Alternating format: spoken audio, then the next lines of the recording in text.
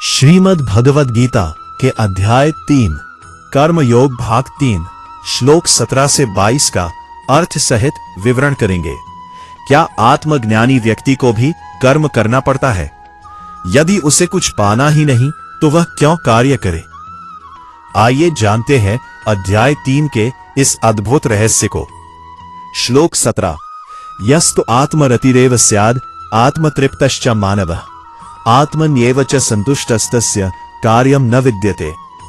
जो मनुष्य आत्मा में ही आनंदित रहता है, आत्मा में ही तृप्त और संतुष्ट है, उसके लिए कोई कर्तव्य शेष नहीं रहता। जिसे आत्मज्ञान प्राप्त हो जाता है वह बाहरी सुखों पर निर्भर नहीं रहता, वह भीतर से पूर्ण होता है। श्लोक 18 नैव तस्य कृतेनार्थो नात्रितेनेह कश्चन न चास्य सर्वभूतेषु कश्चिद अर्थव्यपाश्रया।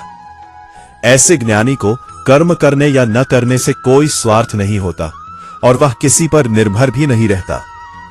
आत्मज्ञानी व्यक्ति स्वार्थ से मुक्त होता है। श्लोक 19 तस्मादसक्तः सततम कार्यम कर्म समाचार असक्तो ह्याचरन् कर्म परम आपनोति पुरुषः। इसलिए आसक्ति रहित होकर अपना कर्तव्य कर्म करो। निस्वार्थ कर्म से मनुष्य परम पद को प्राप्त करता है। कर्म करना जरूरी है, लेकिन फल की आसक्ति नहीं होनी चाहिए। श्लोक 20 कर्मणैव ही संसिद्धिम आस्थिता जनकादयः लोकसंग्रह मेवापि संपश्यन् कर्तुम अर्हसि। राजा जनक आदि ने भी कर्म द्वारा सिद्धि प्राप्त की, इसलिए लोक कल्याण के लिए तुम्हें भी कर्म करना चाहिए। महान लोग भी कर्म करते हैं समाज के हित के लिए।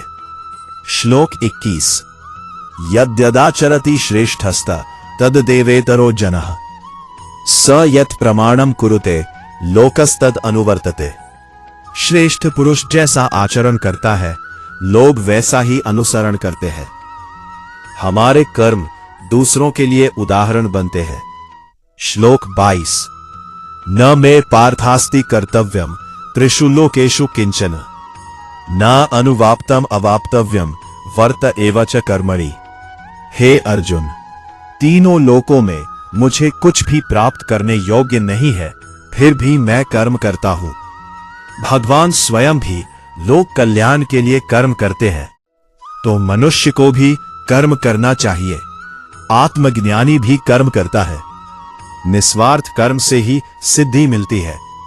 श्रेष्ठ व्यक्ति का आचरण समाज के लिए मार्गदर्शक होता है। आज हमने जाना कि आत्मज्ञानी भी लोक कल्याण के लिए कर्म करता है और स्वयं भगवान भी कर्म से विमुख नहीं होते।